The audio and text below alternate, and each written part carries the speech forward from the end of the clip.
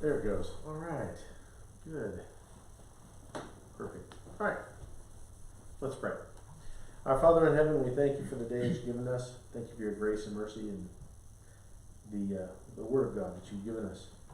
Lord, help us to endeavor to know you, to abide in your Word, and to keep our eyes focused on you and be single-minded. Help us, Lord, to be like pilgrims and sojourners and recognizing this world is not our home and we have a heavenly country that we're moving toward. That no matter what happens here, it really doesn't matter ultimately. But that those who would come through these things, whatever happens, would be found by you to be worthy, without spot and blameless. And that we would just make it through this land in your grace and by your approval. Help us as we study tonight to focus on your word and to learn from it, to be able to grow by it, and that we would apply it to our lives and to realize the gravity of the situation. That there is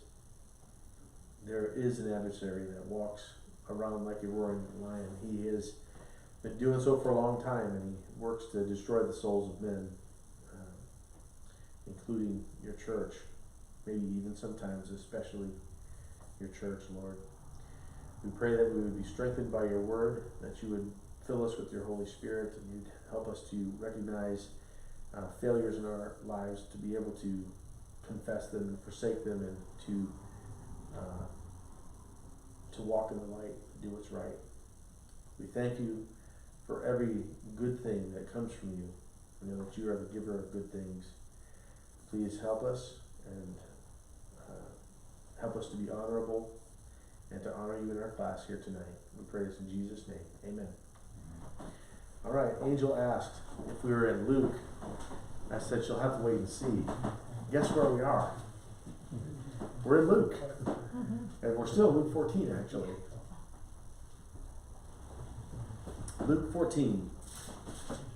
I'll tell you a little story at the beginning of tonight's class that kind of illustrates kind of the severity of the situation that we find ourselves in. Human beings are fragile. We are only one heartbeat away from eternity. In fact, I was looking into John W. Moore. He's the one that does things like Shiloh or that kind of thing. I don't know if you guys are familiar with him. He had a massive heart attack a few months back. I'm not sure of all the details, but apparently his heart had stopped for an hour, and they were doing CPR on him the entire time. And so I kind of checked on him to see how he was doing, and apparently he's doing very well, and he's the same old John he always was, which is good. And one of the things he said was that we need to recognize that we're only a heartbeat away. He had no clue what was going to happen. Didn't have symptoms and all this, all these things they tell you have and all that stuff. Didn't happen. It's just one minute he was there, next minute it just happened. And it made me think about evangelism and helping people see Christianity. I think of a person in particular who I was speaking with, and this particular woman was previously married, and their marriage dissolved in an unscriptural way, and she was with another person who she was not allowed to be with, but she wanted to be baptized for the remission of her sins. And I explained to her, I said, you can't be in that situation. There is a scriptural way, Jesus says, to be married, and there's only one reason for a valid divorce, and that's for sexual immorality. And if your marriage to this other person wasn't as a result of that, and you being an innocent party and so forth, then this person you're with now, you're not allowed to be there. And the reason why I'm bringing this up is because in evangelism, it's human nature to show all the good things of something, doesn't it? Like if you're going to sell a car, you're going to point out all of the good features that it has, or if you're going to sell a house or whatever, you're going to kind of show the good, and you might minimize the things that are not so pleasant or so positive about it. There's a tendency to do that, but the thing about it is, when it comes to the gospel of Jesus Christ, people need to know the truth. They need to know the truth of Jesus Christ and the fact that he, his life, his death, his burial, his resurrection, all these things, which is good. But they also have to know what God expects of them. In other words, I call it going into the gospel with your eyes wide open. Like, I want you to know, like, for example, the example that's given here, this booklet here, is of a recruiter, a military recruiter. A lot of times when they recruit people, they tell you all the benefits, right? They tell you all the good stuff. You join the military, you get free college, you get the GI Bill, you get this, you get that, you get retirement and all that. They tell you all the good stuff. But they don't really fill your head with all the horrors of war and the death and all the horrible things that can happen if you're actually called upon to go to war. They don't really do that. Well, if you contrast that with Jesus, Jesus is actually putting forth the entire truth. Remember we talked on Sunday. Jesus said, I am the way, the truth, and the life. No man comes to the Father but by me. He is the truth. And when we look at Christianity, when we look at what God has done and what he offers us, we need to look at it as in its entirety, in the fullness of what he has to say about this subject. All right, so tonight we're going to be looking at something that's, people are not very, it's not a popular subject. It's not something people like to look at. They want, when it comes to Jesus and it comes to the gospel, what do they want to hear? What do people typically want to hear? God is love. God is love. Give me some more things people want to hear. We're all going to heaven. We're all going to heaven. What else? Can't lose your salvation. You can't lose your salvation. A lot of people don't even think about that one a lot of times. What else? What are some attributes that people love to talk about? Free gift. Free gift. Grace, joy, peace, comfort, all right? Love, all that stuff. Is all that stuff, with the exception of what you mentioned about salvation, because people can walk away from Christ, but all the good attributes of God, grace and love and mercy and forgiveness and truth and all that stuff, is it true? Yes. Yes. Is it good? Yes. Okay. But what about the other stuff? Like what he expects from us? Keep my commandments. What about God's wrath against the disobedience of men? What about his expectations of us? How often do you hear people say, yeah, let's sit down and really get into that and talk about it? Do you hear that? I don't hear that a whole lot. All right? We're going to be looking at Luke chapter 14, beginning in verse 25. Remember what we've been talking about. In fact, we've spent quite a bit of time here. He just got through talking about the marriage supper of the Lamb. And what happened? All the people were giving all these excuses. Remember that? We talked about that last week. Well, I've bought a piece of ground, or I've bought this oxen, and I've married a wife, and all those things, right? And he says, you know what? These guys, they're not going to come to my supper. They're not even going to be part of this. These people who make excuses. And then he goes on to say this, and it says in verse 25, he says, now a great multitudes went with him. Now what happens as multitudes follow Jesus, right? We see on at least 2 occasions that he has compassion on them and he feeds them, right? One time 4,000, one time 5,000. He feeds the multitudes. So they're following him around, and he turned and said to them, and you know what? This to me is a great example of the equalizer. In other words, this takes out all of, if you let it, it takes out all the misconceptions of who Jesus is, right? So let's set the stage a little bit. Jesus is going around and he's teaching these multitudes who are following him because they've gotten some benefit from him. What did Jesus spend a lot of time doing? Healing the sick. That's right. Healing the sick, raising the dead, doing these miracles and feeding the people and all that, right? He's doing a lot of this stuff. So he's becoming very popular. Now, there's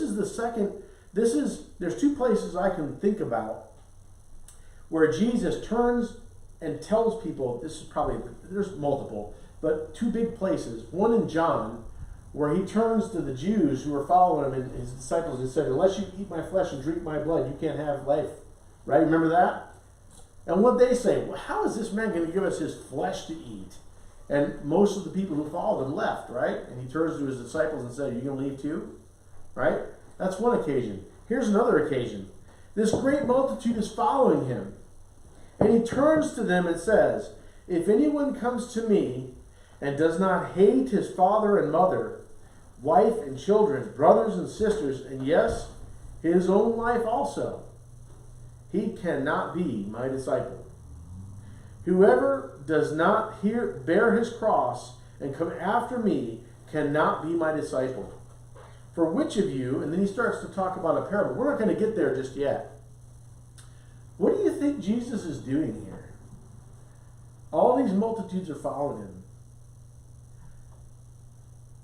If you contrast Jesus with people of today, false teachers, if you look at these televangelists and these people who have huge followings, right? Don't you think that their main goal is to keep these people? Well, yeah, that's where the money comes from. That's where the money comes from. They support these people, right?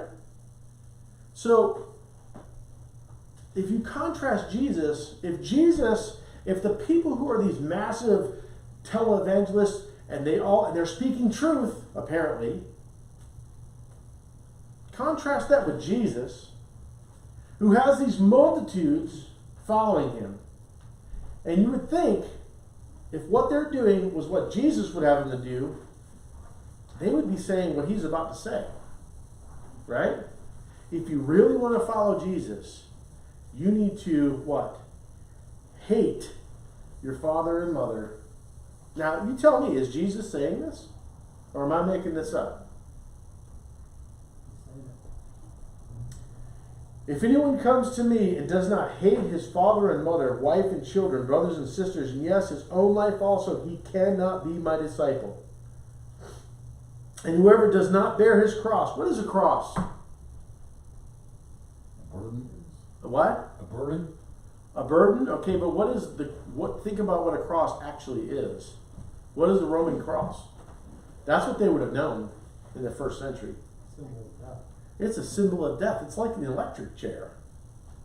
You know? It's a symbol of brutality. But you got to pick up this cross. And yes, it is a burden metaphorically. But I'm talking because obviously he's not going to expect everybody to be crucified. Literally. Okay? But what he's saying is, he's pointing their direction to that which is unpleasant. Right? Hate your father, mother, brother, sister, and so forth. And by the way, if you don't pick up your cross, this instrument of death and denial, because by the way, when you pick up the cross, when you voluntarily do it, what is it that you're actually doing? You're denying yourself, aren't you? Because you're not going to go to a cross for a spa treatment. You're not going to go to a cross for a pleasurable time, are you?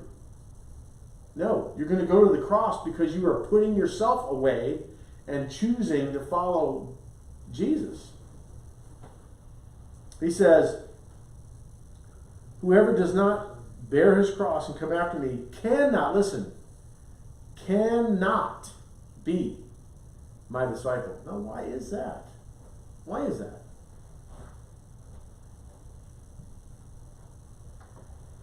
What do you think Jesus is doing here? What's he doing?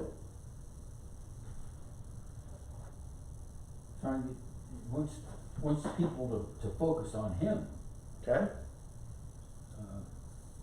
What do you think they thought when he said this? Multitudes were following him. Potentially thousands of people. And he turns and says, to this point, they've been following him. And he's been feeding them. He's been doing all these miracles. He's been doing all these things for them, right? And they're following him. He turns to them and says, if you don't hate your father and mother, brother and sister and so forth, and you don't pick up your cross, you cannot be. Not, I don't want you to be, or you may not be able to be. He says, you cannot be my disciple. That's pretty strong words, isn't it? What does he mean by hate? What does he mean by hate? Love less. Love what less? If you don't love your father and mother and wife and children and brothers and sisters less than you love me. So let me challenge that a little bit, okay? John said in 1 John chapter 4, believe it's around verse 8. He said, if you don't love your brother, how can you say you love God whom you can't see? If you don't love your brother who you can see, how can you say you love God who you can't see? What's John saying? In a lot of ways, we show that we love God by loving our brother and sister, right? Well, we're supposed to love our neighbor as ourselves. Yeah. Keep that thought in your mind. But Teacher, what is the greatest commandment? along with that, we're supposed to love God more than anything. There's different degrees of love. Well, let's talk about this for just a minute, because when we actually get into the parable, because this is not the parable yet. When we actually get into the parable, we're going to notice something very, very interesting. All right? Notice. What is the greatest commandment? Love your Lord your God with all your heart, strength, and soul and mind. Mm-hmm. And the second is like it. You'll notice that when Jesus was asked this question, I believe it's in Matthew 22. A lawyer asked him, what's the greatest commandment? And he says, love the Lord your God with all your heart and soul and strength and mind. And what? The second is what? Like unto it. Like it. Love your neighbor as yourself. So there is not, how do I say this? The issue here is not about more or less. The issue is in proper perspective. All right? Here's what I mean. Hold that thought for just a minute. Let's read the rest of this.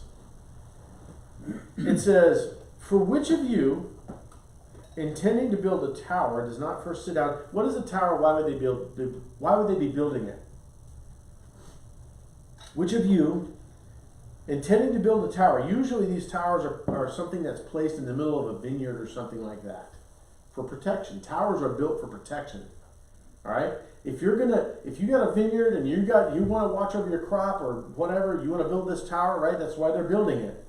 Which of you, intending to build a tower, does not first sit down and count the cost, whether or not he has enough to finish it? In other words, if you have this vineyard, you say, okay, I want to put this tower in the middle so I can protect it.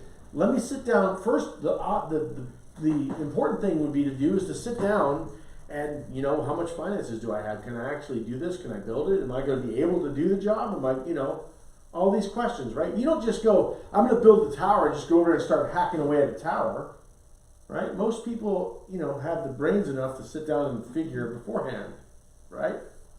He says, to determine whether or not you have enough to finish it, lest after he has laid the foundation and is not able to finish, all who see it begin to mock him, saying, this man began to build and was not able to finish. In other words, you're going to look like a fool because you endeavored to do something you can't finish. You can't do it. And then he talks about a king. He says, or what king? These, by the way, are two separate parables, but they're lumped together here. He says, or what king, going to make war against another king, does not sit down first and consider what he is able to do with 10,000 men to meet him who comes against him with 20,000? Or else, while the other is still a great way off, he sends a delegation and asks conditions of peace. So likewise, whoever of you does not forsake all that he has cannot be my disciple. Notice that. So likewise what? Likewise what? Consider the consequences. Okay, but he says, so likewise, whoever of you does not forsake all that he has cannot be my disciple. What are the two parables illustrative of? The two parables are not separate and independent of what he's talking about, right? He's telling these multitudes, look, what you think you're doing, you need to consider, because if you're not willing to sit down and realize that you have to place me above everything else, and what that's going to cost you, then you're not worthy to be my disciple. I was thinking about this as I was studying through this, and I thought, do we have any understanding of this from the scriptures? All right? And what does this mean? Okay? And I want to focus this in on the family. And why is that? Because when he says things, people want to say this, and this is where I differ from this idea of loving less, actually. People want to say, well, Jesus doesn't really mean you have to hate them. He doesn't really mean that. What he means is you have to love them less. Well, the problem that I have with that is this. If you look at Matthew chapter 5, Jesus said, you have heard that it was said, you shall love your neighbor and hate your enemy. But I tell you, love your enemies. To what degree? To what degree? Are you supposed to be friendly, or do you love them in the sense that is what's best for them? Anytime love is commanded in the scriptures, it's agape love. And agape love is a sacrificial love that has the best for the object of its love in mind. So you shall love your enemies. Pray for those who spitefully use you and persecute you, and so forth, right? So if you're supposed to love your enemies, what about your mom and dad? What about the 10 Commandments, the greatest, the first one with promise, right? We're told, you shall honor your father and your mother, that you live long on this earth, right? That your days will be long. For this is the first commandment with promise, right?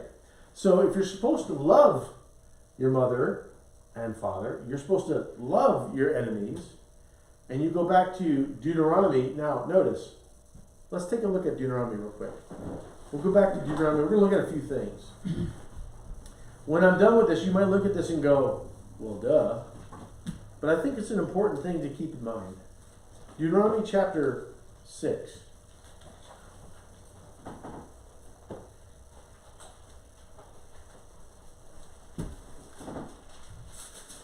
Now this is the commandment, and these are the statutes and judgments which the Lord your God has commanded to teach you, that you may observe them in the land in which you are crossing over to possess, that you may fear the Lord your God and keep all his commandments, or his statutes and his commandments, which I command you, and you and your son and your grandson and all the days of your life, that your days may be prolonged.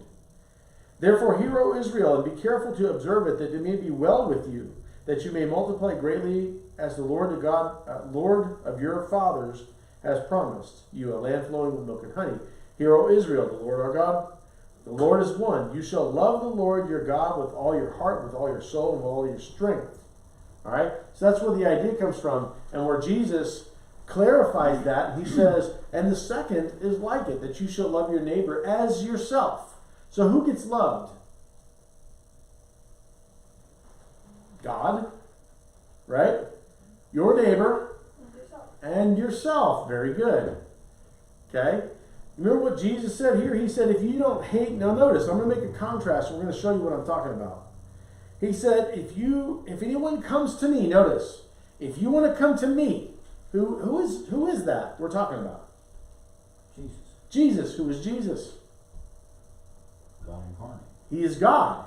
If you want to come to God, right? He says, you don't hate your father and mother and wife and children, brothers and sisters, and yes, his own life also. Did you catch that? You shall love the Lord your God with all your heart, with all your soul, with all your strength, with all your mind. And the second is though, you shall love your neighbor as yourself. So, okay, let's talk about what this really means. If you're supposed to love yourself, this is where people who love to say there's contradictions in the Bible, this is where they get this from. They want to say, well, how can you love yourself and hate yourself at the same time? See, contradiction. That's not what he's talking about. You know that God is love. right?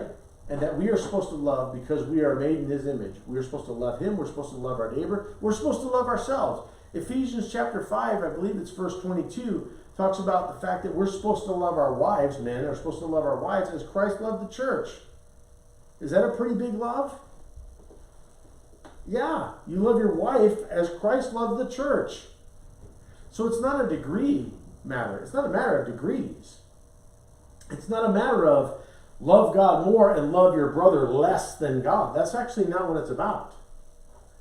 We're supposed to love God and love our neighbor. We're supposed to love our wives. We're supposed to love them in a sacrificial manner. Love is not the problem. What is the problem then? Why is he saying this? What's he actually getting at? Why would he bring up father and mother and son or daughter and yourself in the context of building something? Remember, this parable has an importance to understanding this. What does it mean? Build a tower or going against war? Counting the cost. Why is there a potential cost here? What does the cost have to do with your family? Who's your family that you're going after for Christ? Okay? But you wouldn't do that for no reason, would you? In other words, I'll give you an example. We watched a TV show recently where a man was apparently part of a cult. He was married, had a child. And the way he interpreted the scriptures, he ended up killing his family and himself because of something that the way he saw the scriptures. Okay, was he doing what God told him to do? No, I should have everybody going, no. What are you thinking about over there? Like, I don't know, maybe I can kill my family without I can get away with it. No, that's not what God is calling us to do. Why? How do I know? Love your neighbor as yourself. Love God, love your neighbor, love yourself. Love your wife as Christ loved the church. Did Jesus come up to his wife, the church, and stick a gun to her head and shoot her and kill her? No. Because if you go on, it says, and gave himself for it. Exactly. He sacrificed himself. Right? So this guy, my point is, this guy was using the Bible. He was saying that, well, God's going to expect whatever. And he did all these stupid things. All right? When it comes to this, here's my point in all of this. What does it have to do with the family? Where's the potential problem there? Does anybody... If the family is taking you away from God. Exactly. Is there any scriptural evidence for that?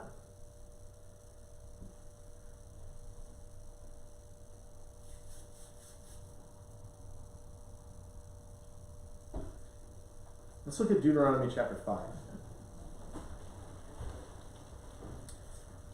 Deuteronomy chapter 5.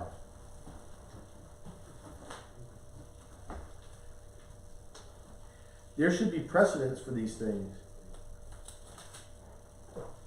And how do we know? Is Deuteronomy? Yes, it's the Old Testament. But here's the thing. Does God in principle change? No, he doesn't. So when he says something like in Deuteronomy 5 verse 7, you shall have no other gods before me, is that still valid today? Yes. Of course. That's why the greatest commandment is you shall love the Lord your God with all your heart, with all your soul, with all your strength, and so forth. Right? You shall love your neighbor as yourself. Now, let's see. Wait, Go ahead. so it says you shall not have no other gods before me. Shouldn't you just have no other gods at all? Because how I hear it is before me, like worship me first, but then there's those other dudes, like. These other dudes. So you shall have no. Okay, so where? Good question, by the way. Good question.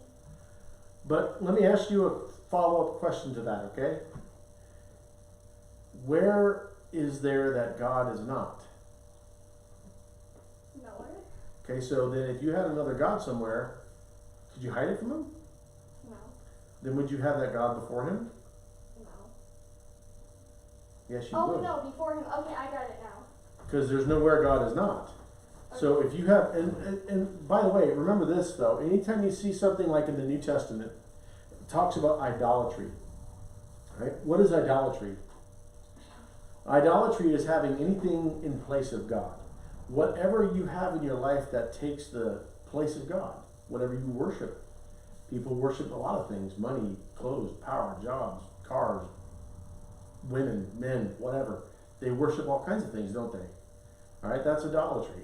So a god is something you worship, right? Thou shalt have no other gods before me, right? Meaning, I don't take second place. That's what God is saying. I don't take second seat here. I take one, number one, numero uno. There shall have no other gods before me. Go ahead. The footnote in my ESV Mm-hmm. says besides. Okay, you shall have no other gods besides me. Not beside me, like this cup is beside me. Like you, do we really have a question about this? I think we can get it, right? You shall have no other God. Other than How far should I have to clarify this? I feel like I'm like gonna start insulting people's intelligence now. He's not saying you should not have a God sitting beside me. He's saying you should not have any other gods other than me. other than me. All right? But what? He said at all. One at a time. I said at all. At all. Besides, not beside. Right, besides me. No other gods other than me. Okay? I am God, right? No other God besides me. No other God. Got it? Good? Yeah. Okay. All right. Look at chapter 13 of Deuteronomy. This is going to show, again, principally speaking, it's we shouldn't have any other gods beside God in our lives, right? So what did he say to them in chapter 13? Look at this. Deuteronomy 13, verse 1. If there arises among you a prophet or a dreamer of dreams, and he gives you a sign or a wonder, and the sign or the wonder comes to pass, of which he spoke to you, saying, let us go, what? After other gods. Okay, so stop for just a minute. God has already said no. No. Okay? So God said no. It doesn't matter how great this prophet is. It doesn't matter how many signs he says comes to pass. None of that matters. God has already said no. But he says, if he does this and he says, let's go after other gods, which you have not known, and let us serve them, you shall not listen to the words of that prophet or that dreamer of dreams. For the Lord your God is testing you to know whether or not you love, here we go, whether or not you what? Love the Lord your God with all your heart, with all your soul. So how does he test us? Are you going to follow after other gods? He will allow you to do that. He will allow you to bring people in your life to say, let's go after other gods. But are you going to do it? You shouldn't. Well, correct. You should not. The response is absolutely not. Okay? There shouldn't even be consideration. It shouldn't be a no, it should be God said no. Right?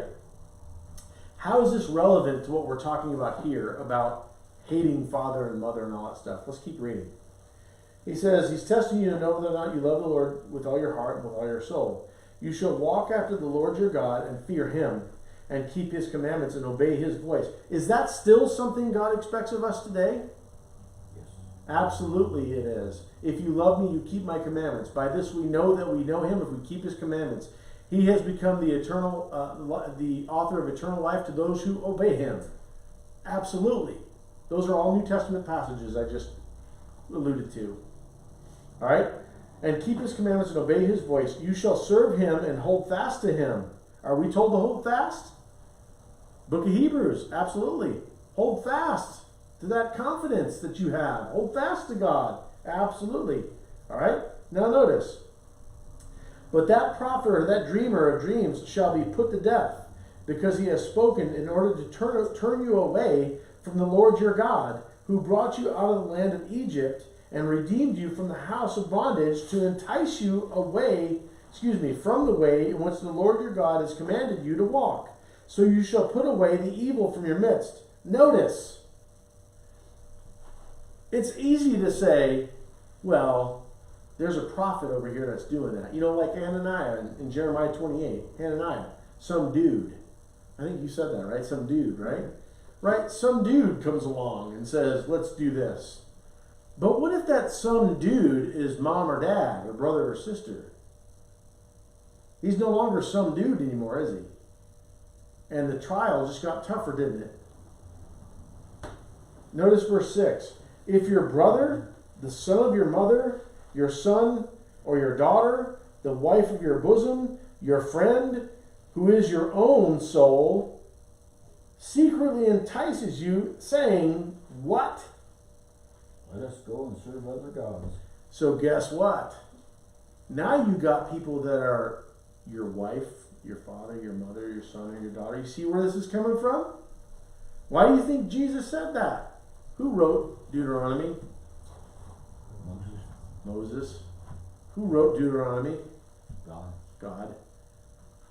In the beginning was the Word, and the Word was with God, and the Word was God. Right? All things were made through Him, and nothing was made without Him that was made. Jesus is talking here too. Wouldn't it kind of go back to that one passage where it's like, if he does something, like talk to him in person, talk to him with your friends, then put him before the church, and then be like, yeah, I don't know you. Talk to the head. I don't think so. I don't think so. I don't think this is the same category of problem. I don't think this is in that context, what you're talking about is if a brother sins against you, okay? So if he sins against you, you need to go and resolve it between you and him. And if he doesn't want to listen to you, take 2 or 3 witnesses with you so you can, and the whole point of that is to resolve the sin. And if he doesn't listen, take him to church and so forth. This is actually talking about somebody who's trying to draw you away from God and goes in a bad direction. Make it really read on a little few more. Oh, I'm getting there. Oh, okay. Oh, I'm getting there. All right. Let us go and serve other gods, which you have not known, neither you nor your fathers, of the gods of the people which are all around you, near to you or far off from you, from the one end of the earth to the other end of the earth. You shall not consent to him, nor listen to him, nor shall your eye pity him, nor shall you spare him or conceal him, but you shall surely kill him. Your hand shall be first against him, to put him to death, and afterward the hand of all the people. And you shall stone him with stones until he dies, because he sought to entice you away from the Lord your God, who brought you out of the land of Egypt, from the house of bondage. So all Israel shall hear and fear, and not again do such wickedness as this among you. What's he saying? Look, that's why Jesus is saying this.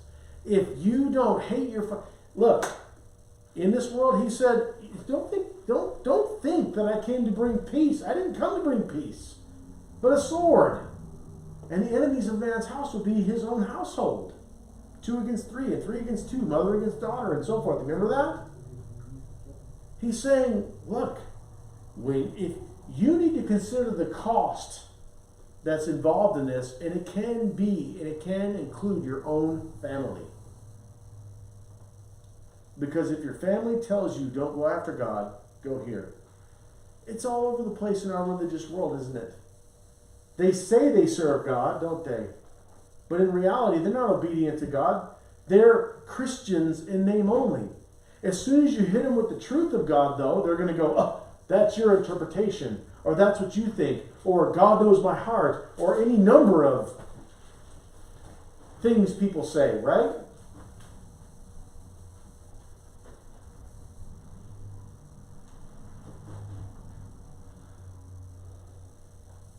That's not what mom and dad believe. How can that be right? Exactly. Or grandma. You know, it's always the little old grandma, isn't it? Right? You know, how can grandma be wrong? She loves me. She taught me this, and I believe what grandma believes, and all this kind of stuff, right? Right? The problem is, in that case, you love grandma more than you love Jesus. Because grandma can be wrong. And grandpa can be wrong. And granddaughter can be wrong. And grandson can be wrong. And son and daughter, we can all be wrong. But the Word of God is not wrong. So when he says to them, if anyone comes to me and does not hate his father and mother and wife and children and brothers and sisters, yes, and his own life also, he cannot be my disciple. And whoever does not bear his cross and come after me cannot be my disciple. What is this cross? Think about it. How many people have been obedient to God and have lost their entire family because their family will have nothing to do with them? Because, I think about, I was talking to Sunil actually yesterday, or earlier today, I can't remember, it's kind of a blur the last couple days. And we were talking about Hindus and Hinduism and things like that, and the fact that over there in India, the governing religion is Hindu, and they're really starting to crack down on people who are converting to Christianity, which is why he had to deactivate his website, his Facebook page, and all these things. So we're having to figure out other ways to communicate and things like that, and they have to go through all these hoops because the government is starting to, what happened is they're called, I forget what he called them, they're Hindu antagonists or something like that. And what they do is they scour the internet for people in the Hindu countries that are doing things they shouldn't do, a la converting people to Christianity, that kind of thing, which is illegal there.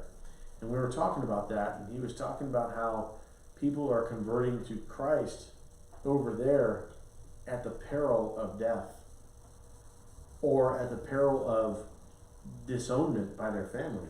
They just, and their people, their families are trying to get them to come back to Hindus and all this kind of stuff. And I can see here that that's a real life example of what he's talking about here.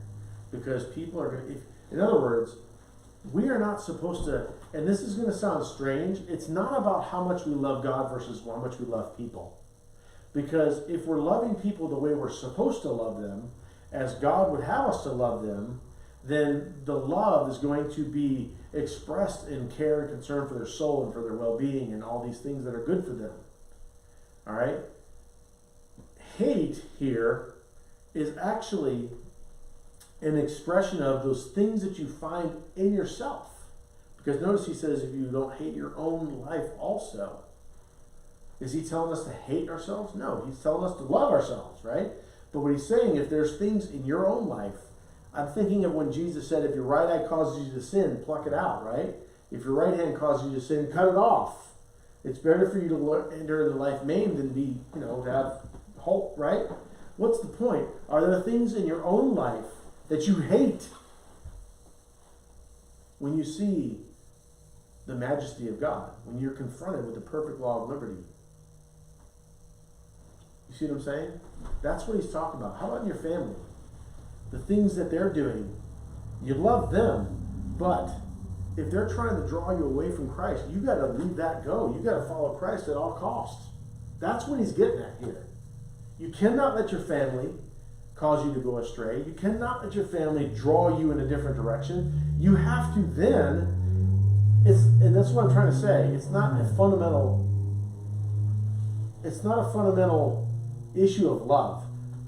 Because in your separation from your family, if you are obedient to Christ and you separate from them, that is an illustration to your family of your dedication to God. And it could change their hearts. It can. When they see your faithfulness to God, when they see your dedication to the Lord, that is actually an expression of love for your family. Because ultimately, don't we want our families to be saved? Of course we do. Mother, father, son, daughter, all that stuff. Of course we do. So when he's talking about this, and he starts getting into the counting of the cost, I'm reminded of other passages. Let's take a look at a few other passages. Look at Matthew chapter... Let's go back to... Hang on.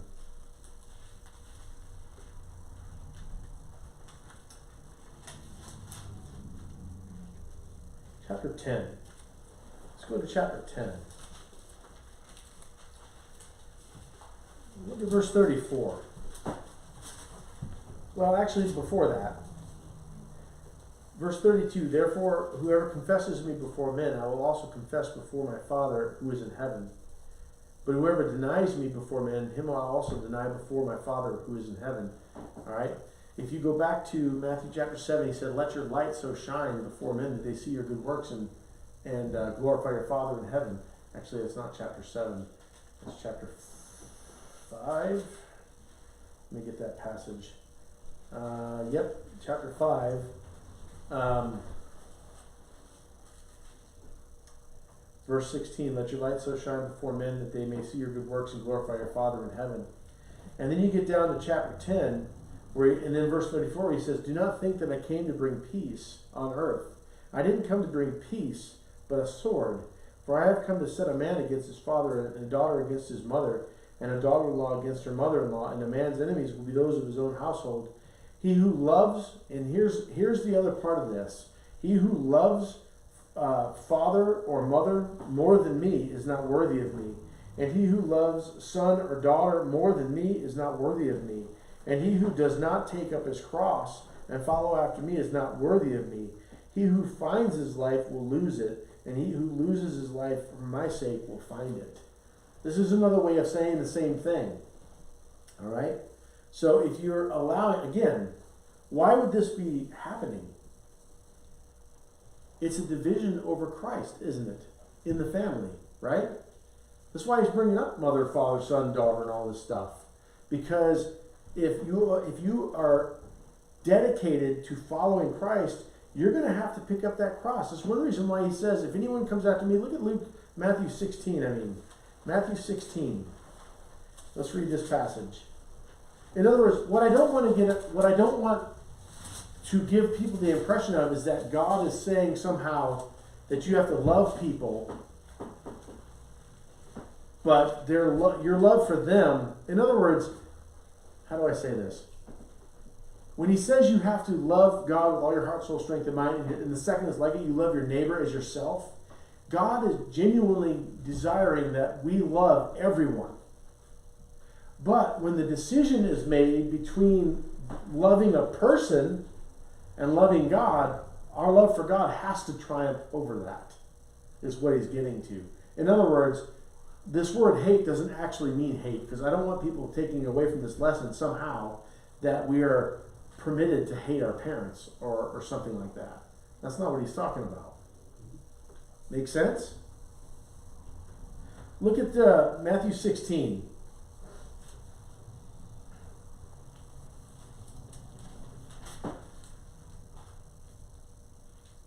Look at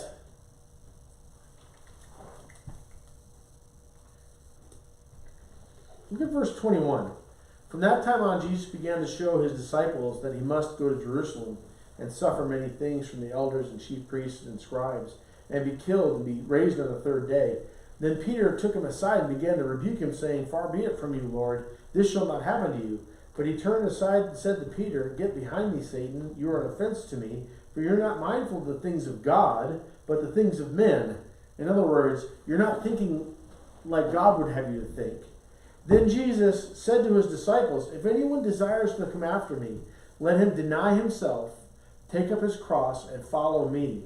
For whoever desires to save his life will lose it, but whoever loses his life for my sake will find it. For what profit is it to a man if he gains the whole world and loses his own soul? Or what will a man gain or give in exchange for his soul? For the Son of Man will come in the glory of his Father with his angels, and then he will reward each according to his works. Surely I say to you, there are some standing here who will not taste death until they see the Son of Man coming in his kingdom. So Jesus here, he has a lot of things to say that are difficult. But this is something that, when I said at the beginning of today's lesson, you have to go into the gospel of Jesus Christ with your eyes wide open. Because in your family, in my family, we could be the only ones being faithful to Jesus Christ. And it may cost us our family. It could. It could cost us a son or a daughter, or a mom or a father, or a brother or sister, or all of them. That's why he's saying this in the context of counting the cost. This is why I have such an issue with people who want to paint Christianity as rainbows and unicorns. And this whole idea of all you have to do is believe in Jesus and God's going to protect you and He's going to save you and He's going to prosper you and He's going to give you health and love you and grace and joy and peace and mercy and all this stuff, which some of that is true depending on what you're talking about. Like, God never promised prosperity. But at the same time, Jesus is saying, if you want to come after me, like, you've got to be able to put these puzzle pieces together as they fit. In other words, I can't take these things and jam a square peg in a round hole and go, well, I'll make it fit somehow. They got to fit naturally. So how do you take these things? Jesus said, I didn't come to bring peace. Do you think Jesus wants people to be at odds with each other? No. But do you think He knew that the truth of God would cause that? Yeah. Don't think I came to bring peace, but what? A sword. What is that sword? Scripture. And how do we know that? How do we know that? His word is sharper than a two-edged sword. Okay, Hebrews chapter 4. Pull asunder the bones and marrow. Yeah. Sinew. Hebrews 4:12-16. What else though? In Ephesians chapter 6, put on the whole armor of God, right? What's one part of the armor of God? The sword of the Spirit. Which is? The Scriptures.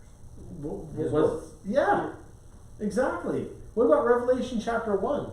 Where John turns and sees him, and one of the things he sees is a sword coming out of his mouth. What is that? His word. It's His word. What are we going to be judged by? His word. Exactly. When He brought a sword, He brought the truth. And the truth divides people, not because it's right or wrong or somehow an evil thing. It does because people are either going to want the truth or they're not. And if they don't want the truth, they're going to rail against those who do. It's going to cause a division. That's just the way it works.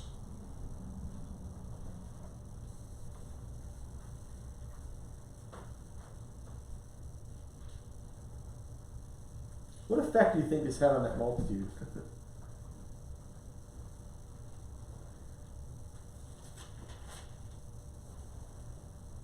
Probably a lot of them turned around and walked the other way. I bet. We don't have the same evidence of that as the scriptures actually plainly stating that. But when you start looking through the gospel, all of a sudden you start seeing less and less people following Jesus. If you, from this point of Luke and continue on, you start seeing less people involved. Well, there's a reason for that. Jesus is starting he's starting to put the knife or the axe to the root of the tree. He's starting to get rid of the dross.